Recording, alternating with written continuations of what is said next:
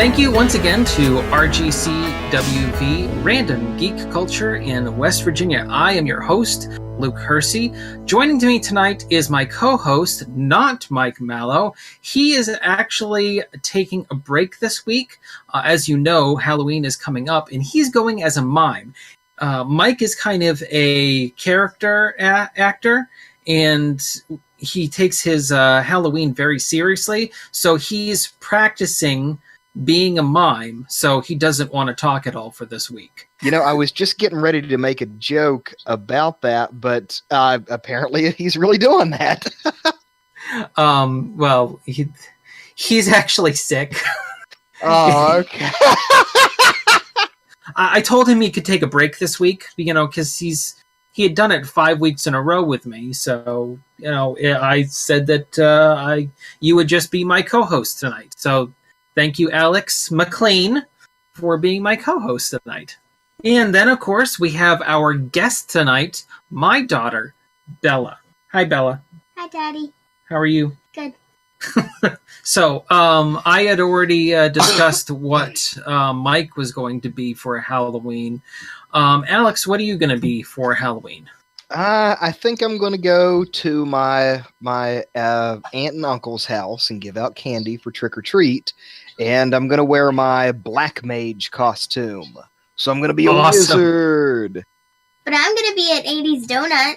An 80s donut. Daddy's going to be an 80s piece of bacon.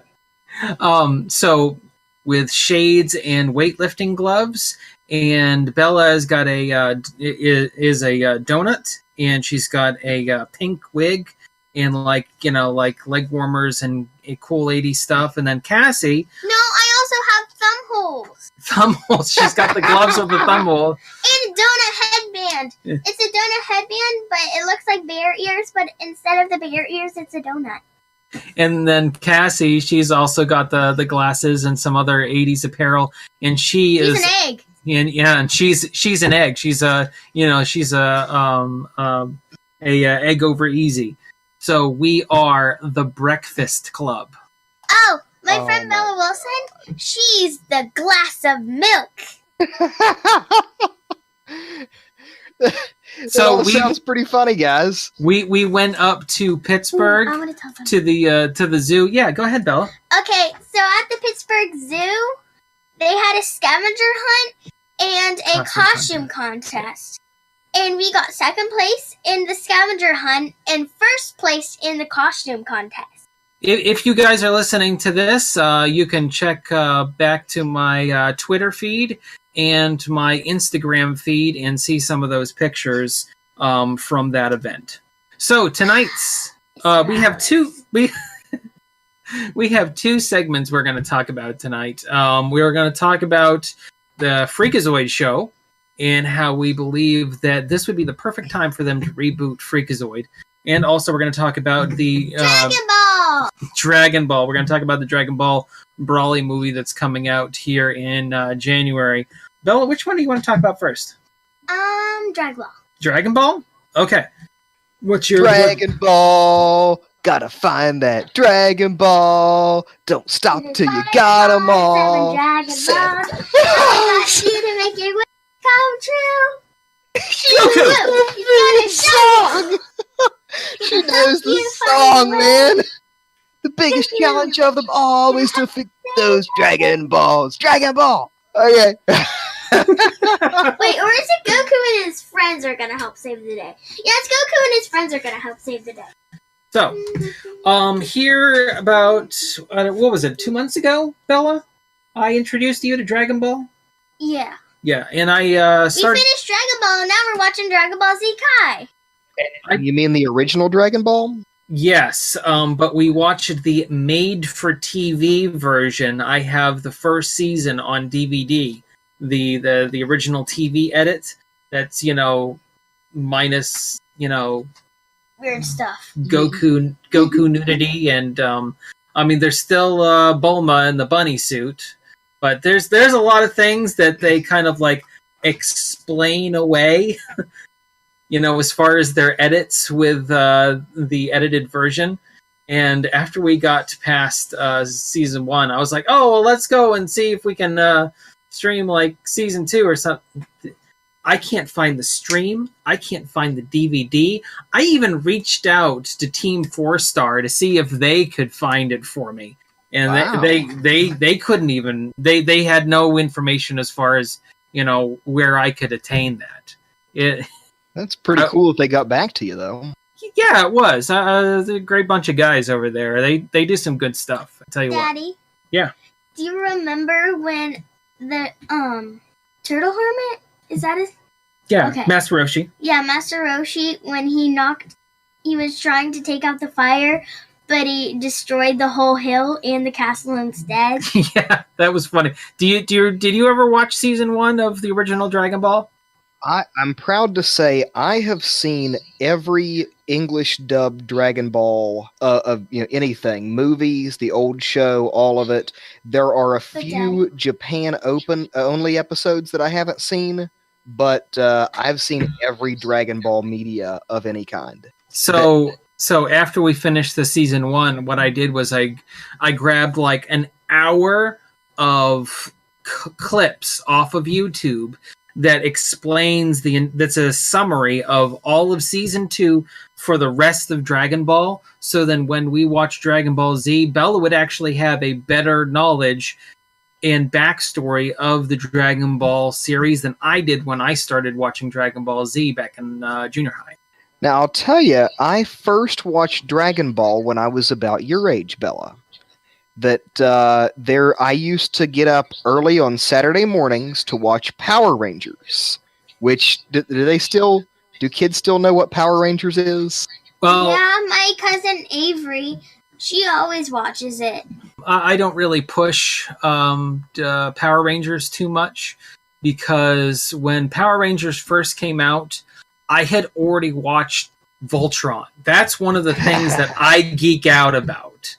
And I loved Voltron so much. And then when Power Rangers came out, I was like, wow, this is just really a cheap knockoff of Voltron. And it kind of was. They were making fun of Voltron.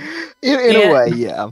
Yeah, in a way, yeah. And so I kind of missed the whole Power Rangers thing because I never really enjoyed that medium, that show. Well, when I was little, I would watch I would get up early before my parents got up even and watch Power Rangers, and right after that, a weird show that a lot of my other friends that age had never heard of or anything, about a curiously strong monkey boy named Goku, and that was Dragon Ball, and I watched it when I was little. He's not just a monkey. Yeah. She's not wrong.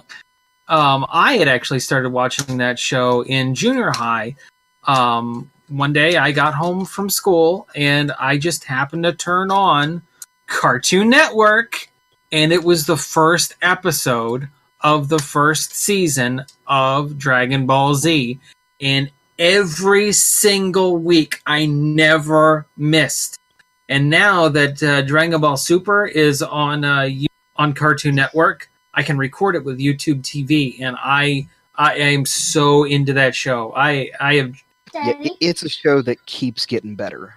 Yeah, and here's the thing: is I was so mad when Dragon Ball GT came out because they didn't keep that they didn't keep that good balance. And when between awesome and awesome. Yeah, with all between. Yeah, I'm totally keeping that. So that was the thing. When I was in middle school, a lot of my friends were getting really big into Dragon Ball Z, and they were all talking about it at school and stuff. And I remember telling them, oh yeah, Dragon Ball. Yeah, I used to watch that when I was younger. And they had no idea what I was talking about. Yeah, I remember when Goku was a little kid and stuff. And they didn't watch that show. But... yeah, I've been a Dragon Ball fan since I was little. In Dragon Ball Z, Goku's a grown-up. Gohan's a little one. Yeah, she's getting a little disappointed that Gohan is growing up a little bit. But I keep telling her, just hold on. He doesn't use his stick anymore.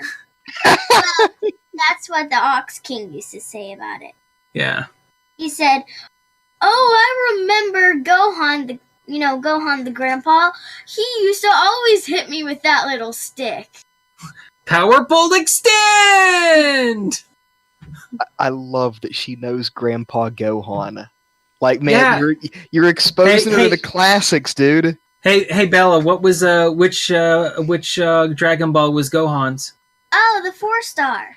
Does that not awesome. Does that make your heart happy? That does. It really does. It's actually, a classic show. And my little wubble bubble, I'm gonna draw 4 stars on it. That's the greatest, man. That's the greatest. Just I have to find a Sharpie that actually stays on it. So, Bella is watched up to the middle of the Frieza saga right before Goku gets there. So she understands, what's going on, and at this point in the show, she understands what's going on. There's not too many spoilers out there. She hears something, she's like, "Oh, okay, that's cool." Like the other day, what was the YouTube video I showed you? So when Krillin says, "I'm gonna die and I didn't even have a girlfriend yet," but he ends up to marry, for some reason, an android. And so I was showing her a clip from Dragon Ball Super when he is... he has hair! He's not supposed to have hair! He's bald! He's always been bald! No, he always shaved his head. So I'll tell you, I remember that scene in Dragon Ball Super where Vegeta has a goatee like his father, King Vegeta. And I'll tell you, I kind of wish they would have kept that. I think that would have been really cool if Vegeta would have kept the goatee. He does look cool. By the way, let's use that as a segue. So, did you see that in the Brawly movie, there is going to be a lot of backstory?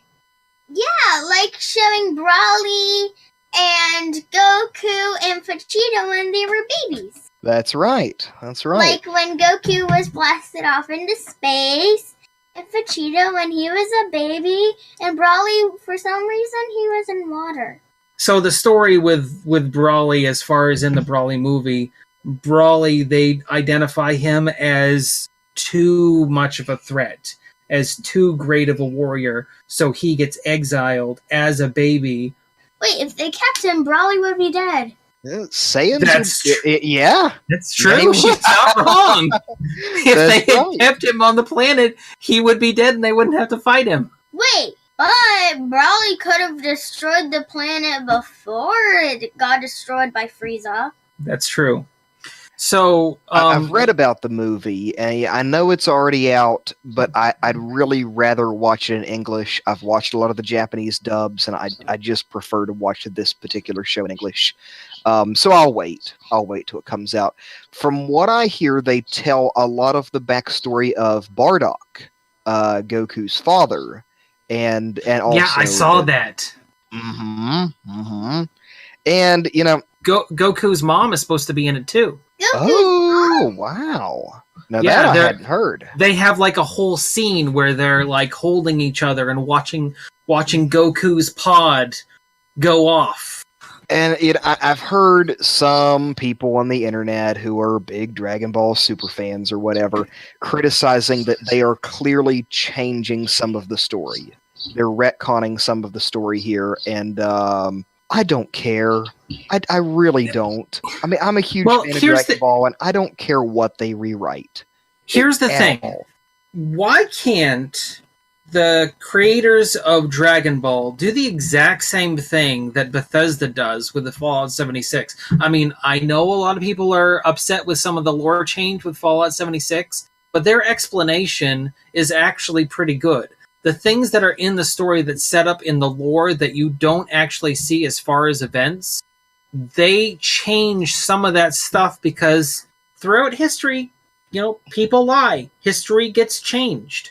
And it's not because, they change the actual lore of the story. It's because, misconceptions can sometimes actually become history. I often enjoy the narrative device of an unreliable narrator. That whoever's telling you this story, supposedly, is perhaps not telling the whole truth. Maybe they're embellishing details or just leaving things out entirely. I often enjoy that as a narrative device. Even though they're messing with a series that, people love, it makes it a little bit more real. Well, it's okay. Not history. It's not history if they change history. No, see, that's one of the things that we were talking about. It would be funny history. That's actually exactly what we're talking about, because, okay, so in the beginning of the series, in the beginning of Dragon Ball Z, do you remember how Vegeta was originally told that the Saiyan planet was destroyed? Yes. Yeah, that it was destroyed by a meteor. Yeah. Okay. But it was destroyed by Frieza, and he was on a different planet because Frieza wanted him to be a warrior for her. Or is it him? Is Frieza her or him? I never realized. Well... Because that other guy, he looks like a girl, but he's a man. And he has long hair with braided... He has earrings. Dangly earrings. A weird forehead thingy that has a dangly thingy. Yeah, you're talking about... Zarbon. Zarbon. You're talking about Zarbon. And the other warrior, he had lipstick. Who has lipstick if you're a boy? Dodoria. Dodoria, yeah, Dodoria. Frieza is an alien, so they may not have boys and girls from their planet. Yeah, but of course you've got Frieza's dad, that is King Cole. Frieza's a princess? Yes. Yes, he is. Yes, he is. Yes, some kind of gender. She's royalty. Or he's royalty. Well, I mean, the alien is royalty. Just look at the Namekians. The Namekians don't have a gender. They're neither boy or girl. True. Yeah, they just the just split off from are each other. adorable when they're kids. Yeah. Oh, I gave her adorable. I gave her a little spoiler as far as the eventual story of Dende. She was quite happy with that. You mean Little He Green? survives! A baby Namekian survived! Well, he's not a baby. He's older than a kid, basically, because they age slower. Yeah. Yeah, I don't think they ever said, how old actual Dende is. He's probably like a kid. Maybe around, Gohan's age. Possible. But I don't think they ever say how old Dende is. He's a little Namekian baby. The thing Not that a baby, I like not a baby. He's a Dragon kid. Ball- He's a kid. Namekian. that a lot of things are wildly inconsistent. They don't keep their own lore. That Piccolo, whenever he was born, was King Piccolo hatched him from an egg. He's 4 years old or something, and he grows up in no time. You're right. You're right. He grows up in no time. In 5 years. I forgot about that. He grows up in 5 years. Yeah, he grows up in 5 years. And the space between Dragon Ball and Dragon Ball Z. So by Dragon Ball Z, he's 5 years old. Apiece, they say. One of my favorite things about Dragon Ball Super is that they really go back to a similar style as the original show, as the old 90s show. They go back to a more humorous style that Dragon Ball Z kind of got away from. Dragon Ball Z was so much and Dragon Ball Kai more recently gets a lot more serious, a lot more straightforward, but Dragon Ball Super goes back to the old style. Yeah. And he doesn't really want to be serious. Well, I really like how the inclusion of Goten and Trunks. They help out a lot of the goofiness as well. I haven't seen Trunks yet, so Trunks is silly? Yeah, so Trunks is silly. Trunks is ornery, like little boy do.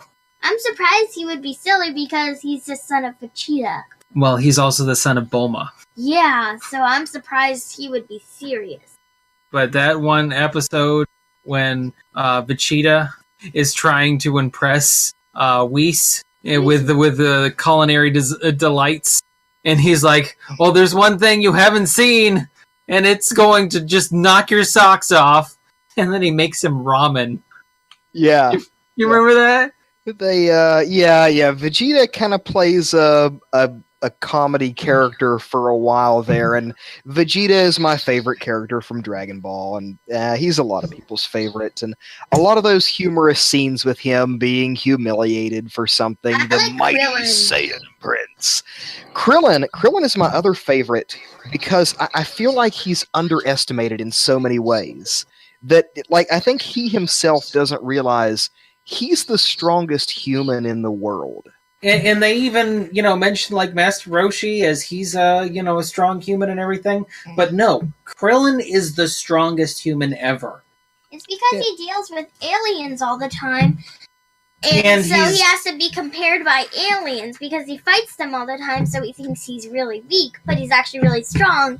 And because he sees Goku with no tail, sometimes he might forget that he's an alien. It works. So, I'm actually really excited for the new Brawly movie. I'm excited for the visuals. I'm excited for... and I know there's going to be a Dragon Ball hunt. They've already announced that, so I'm excited for that.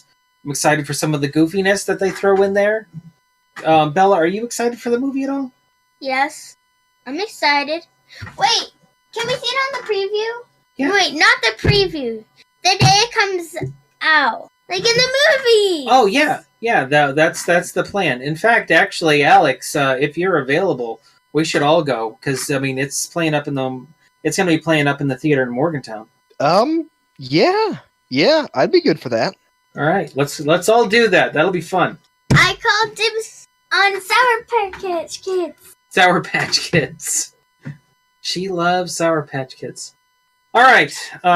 So before we move on to the next topic, we skipped one thing, which is we always talk about one thing that we geek out about. I mentioned earlier that I geek out about Voltron. Love that show, and I love the new iteration on Netflix. Now, I haven't watched every single season, but it is a really, really good iteration. It stays true to the original lore and original feel of the show, but it expounds upon that. I'd like to see that from more reboots. Bella, what do you geek out about? 3 things. Okay, go ahead. So Teen Titans Go, Superhero High, and Amazing Road to Gumball. So Alex, what do you geek out about? There's this game that I played recently for the Nintendo Switch. It's on a few different... It's on most consoles at this point. It's called Bloodstained, the Curse of the Moon. And it's I heard about that. Yeah, it's like a spiritual successor to the Castlevania games, and it's in the style of an NES Castlevania game. It's made by one of the directors of the later Castlevania games for like the GBA. And it has everything. It's like an NES game that's a little too good to have been on an NES, and it's now aren't they coming out with a new one or coming out with a sequel to it? That's right. So there's Curse of the Moon, which is an NES style game. It's not that long of a game, and I think it's like $10 on every platform that it's on. It's PS4 and Xbox and Steam and Switch. There's that, but then upcoming, I think it says Q4 2018. So I don't know, Christmas maybe. Bloodstained, the Ritual of the Night, which is to be in the style of Castlevania Symphony of the Night. It's to be in the style of that, and it's a more modern styled game. So it's like a PS1 style. So, on to the next topic. Segment 2, Freakazoid. So, one of the things I wanted to talk about tonight, and this is why I asked Bella to join us, because she's a fan of Freakazoid as well. I wanted to mention this because, added to the long, long list. Animaniacs is about to be rebooted on Hulu. And because they're doing that, and Steven Spielberg has announced that he's going to be the executive producer for the new Animaniacs show, just like he was for the original Animaniacs show. Because they're doing that, I would like to talk about how this would be the perfect time. This would be the perfect time for them to reboot or continue Freakazoid. Did you watch Freakazoid, Alex? Actually, I never watched Freakazoid when I was a kid. I never watched Freakazoid. It was I didn't really watch cartoons at that time, and of course, now that I'm a grown adult, I watch cartoons all the time. But I actually never watched Freakazoid. Why don't you tell Mr. Alex about the show Freakazoid? Well, Freakazoid is kind of like Goku. He's silly when he does stuff. So, he was stuck in a computer from his cat. Like most superhero origins, there's some kind of accident or something like that. So a new chip company, a computer chip company, comes out with a new chip, and there's the chip company. So his Freakazoid's parents bought it, but he wasn't Freakazoid yet, and so that's what he got for Christmas. What was his name? Dexter Douglas. Yeah, Dexter Douglas. Yeah, that's right. And so when he went to go, he went up to his room to try it out. And so you needed a password to get into it. And no, so, that was an exact sequence of keys that if you typed in, you would that it would activate a flaw in the chip. It was an accidental flaw.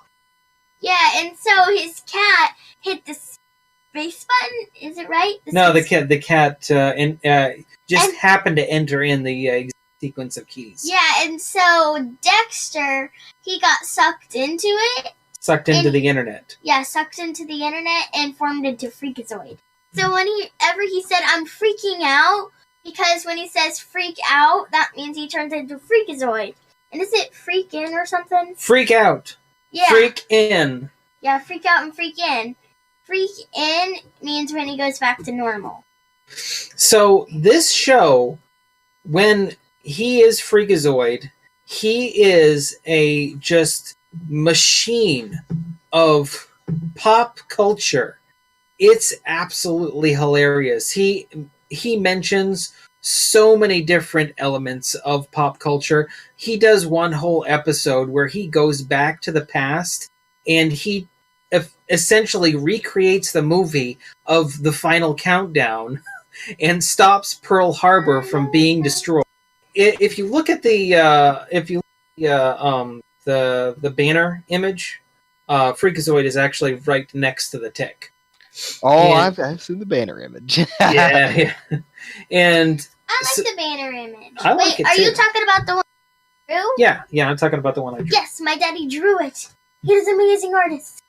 I don't know, you're catching up pretty darn quickly, Bella. And the little Goku is there. Yeah, Goku's there too. And Mickey Mouse, and Kermit, and Wolverine, and Freakazoid, and Tick, and is that Voltron? No, that is Optimus Prime. Oh, Optimus Prime, and Darth Vader, and Harry Potter, and Ralph, and then Goku, and Sonic, and Mario, Spider-Man. Wait, is that the Fallout Shelter guy? Yes. Yeah, that's Fallout Boy or Vault Boy. Oh, but I don't know who that Brickman is. This guy? Yeah. That's Domo. Domo or Dom? Domo. Domo. Okay. Domo. Domo arigato, Mr. Roboto. No, not that. No, it's a different guy. So, despite having not seen it, I have seen a lot of videos and read a lot about Freakazoid, and so thoughts about the possibility of a Freakazoid remake. Part of me thinks that Freakazoid was very much a product of its time.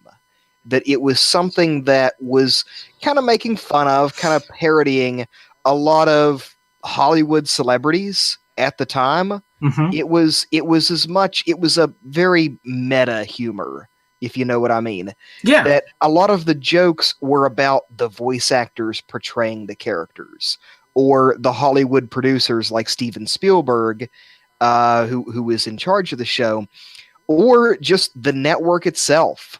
A lot of them just made fun of the Fox network itself, and a lot of that's meta humor that I hope they can recapture that sort of thing.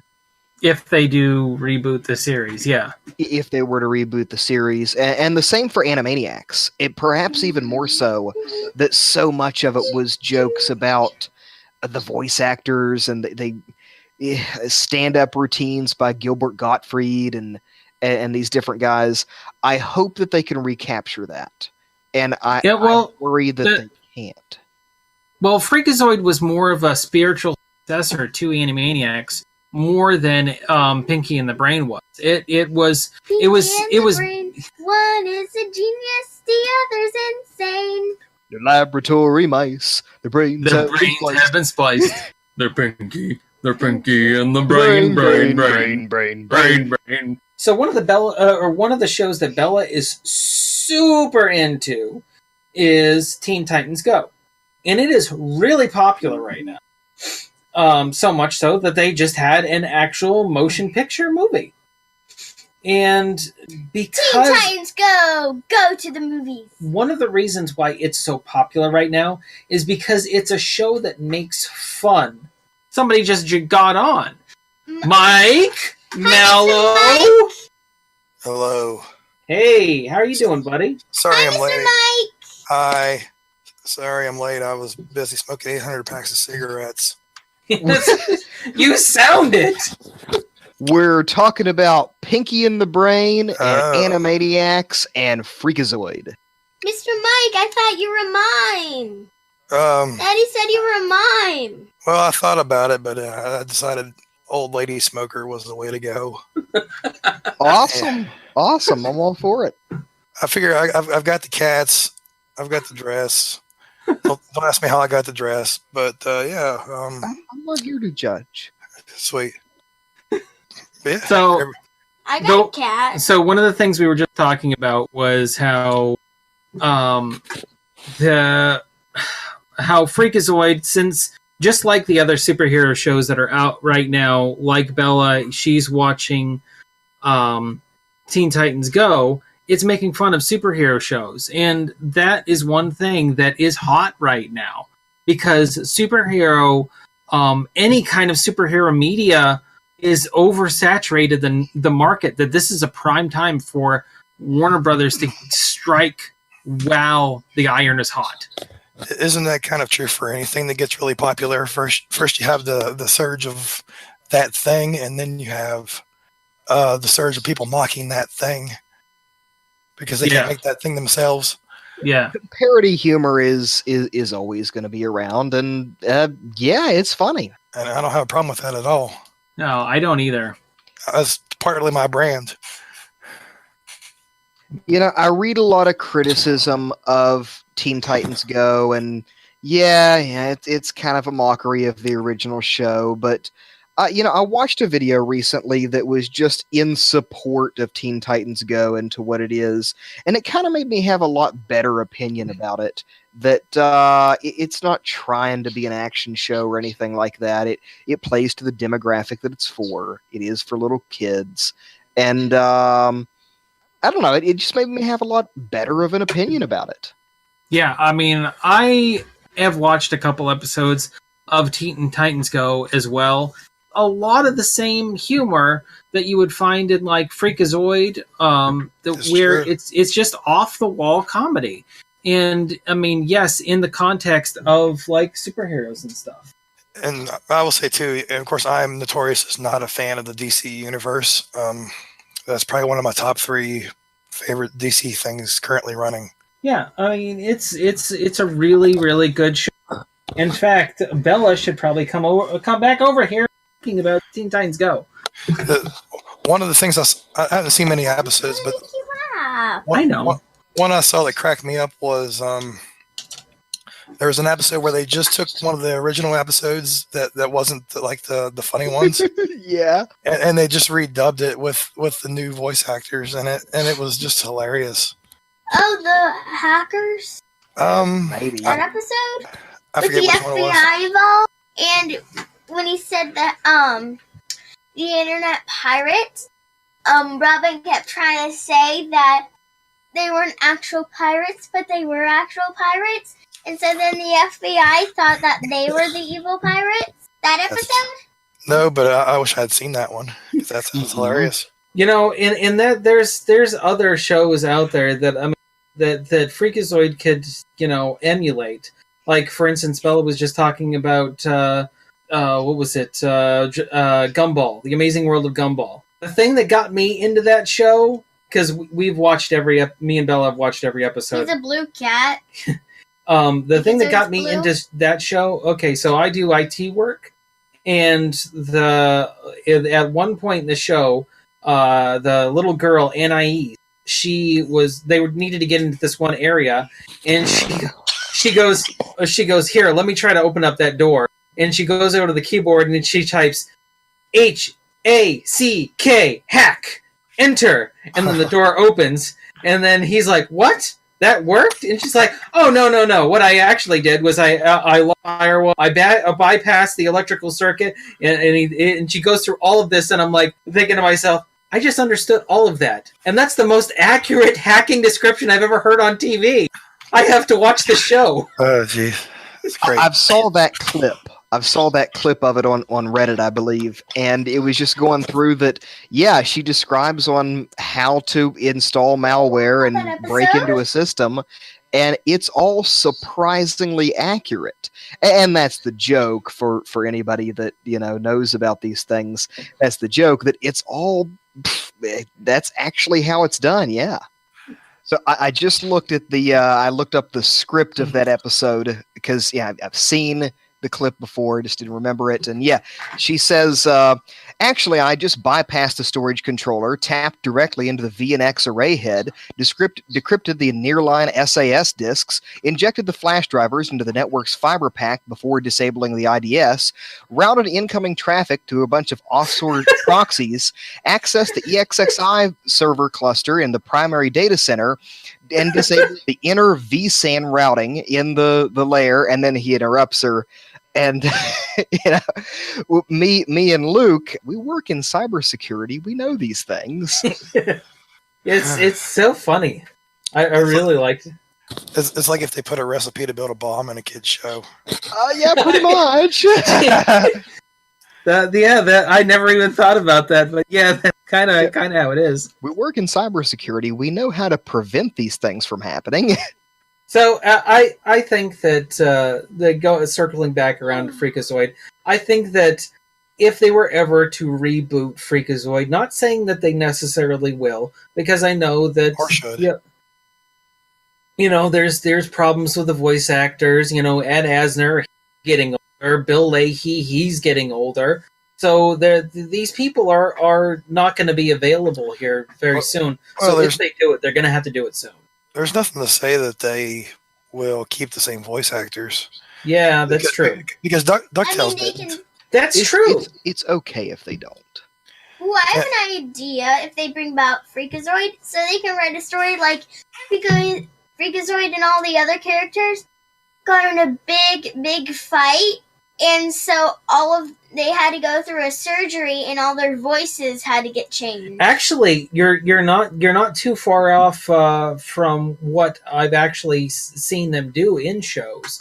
Like, for instance, the 2012 Ninja Turtles, the kid from American Pie, I forget his name right now. They replaced him with Seth Green. And when they replaced him with Seth Green, in the episode before that, he had gotten messed up from Shredder.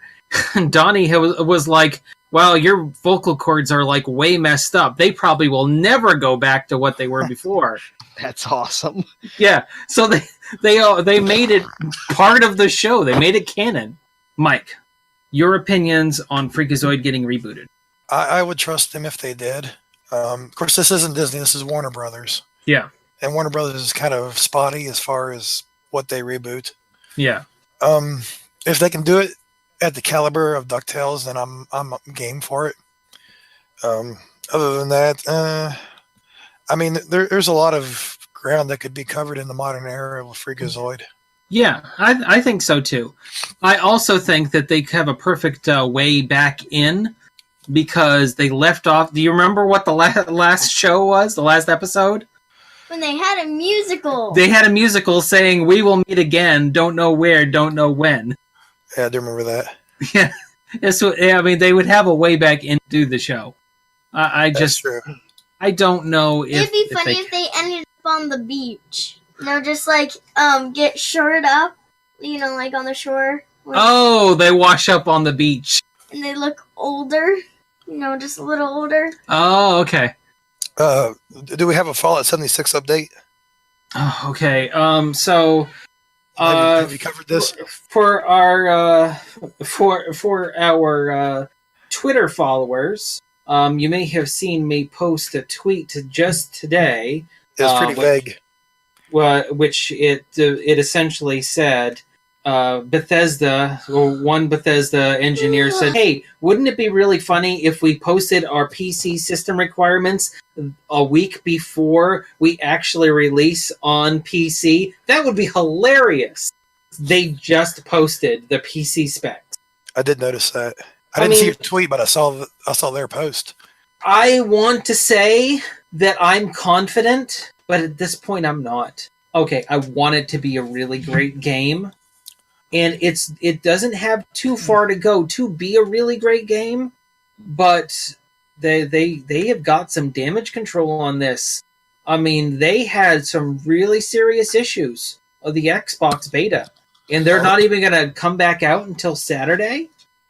I wondered about that because I saw some things and I thought they're going to stay active the whole time, and it seems like they had shut down until Saturday. Yeah, and I don't know if maybe they have just more bugs that they've got to fix. But, I mean, I've watched some of the gameplay videos, and some guys, they were solid the whole time. And I was talking to some buddies at work and that were part of the Xbox beta, and they have had nothing but problems. They would crash, and then when they got back in, they would be somewhere else that they weren't even at before. And it's... Then bullet scanning wasn't working, and it wasn't reading bullet fire.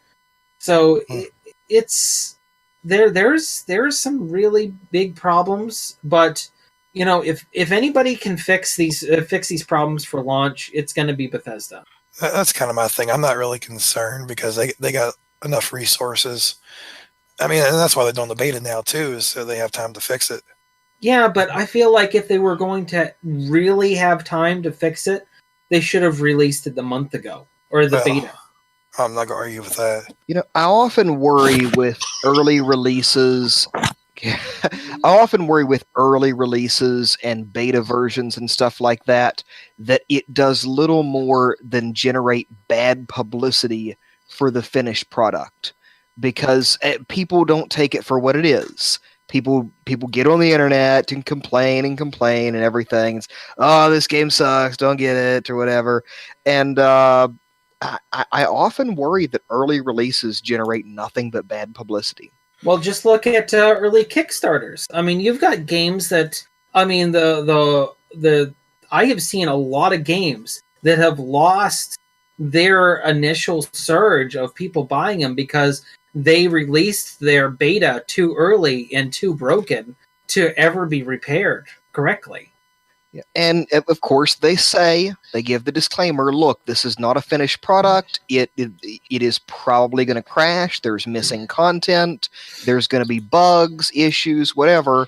Just don't worry about it. This is not the finished product. And people just don't realize that. They just don't, but, I don't know. They complain anyway. But it's not just the problem from the user level. For instance, the internet and the people playing the beta, it's not just their fault. It's we can't just say that it's just to blame the user base. The company has to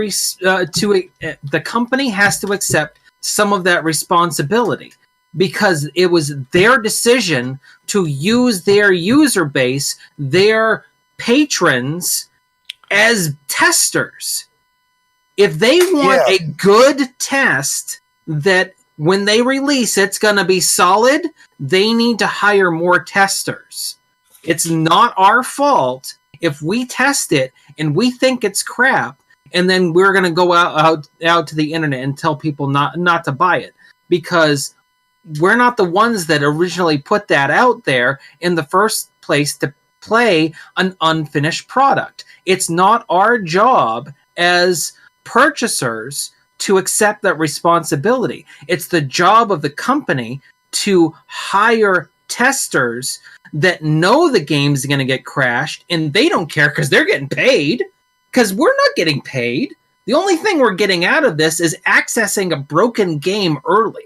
So I've heard this kind of thing called in terms of life cycle management as a gamma version, an unofficial gamma version. You ever hear that term? That yes. Yeah, No. that they release the product finished and they let their user base QA it for them. Yeah. And I've heard other products like Windows ME or Windows Vista and things like that accused of being a gamma version. They released the product, they didn't QA the product, they just let their users make the complaints, and then they release a full product. It's funny because I think that's the second time in a week, or the second straight week, where that's come up about Microsoft. Yeah. And those are just the examples I have. I've heard a lot of games of being accused of that too, that just they have a 0-day problem, and it's clear that they should have caught this in quality assurance, and they didn't, because they're wanting to save money on things. Yeah. It's like Colonial Marines. But the thing with Fallout 76's pre-release is this is not a final release. That if they were to release a product and say this is totally done and we are 100% done with it, it's as good as it's ever going to be, and then you get it and it's buggy as heck, I would be mad. But if it's a beta, I don't know, man. It's a beta. It's not done yet. But see, that's the thing, though. It's not a beta. If it was a beta, then they would do the same thing that they did with Elder Scrolls Online, where it was an actual public or invited beta. Because I was invited to the Elder Scrolls Online beta. I got to play it for a couple days. I got to play it for a whole weekend, is what it was. And there was a lot of problems.